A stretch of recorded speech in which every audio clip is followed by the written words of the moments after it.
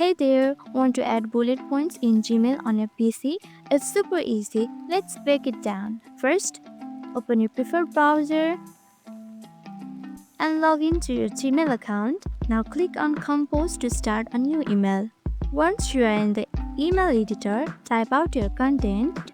To add bullet points, place your cursor where you want the list to begin. Select it. Now look for the formatting toolbar at the bottom of the Compose window. Tap on it.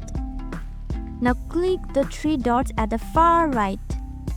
It looks like a small list with dot. Click it. As you can see, your bullet points will appear. And that's it. Now you can create clean, organized emails with the bullet points. Thanks for watching, and I'll see you in the next video.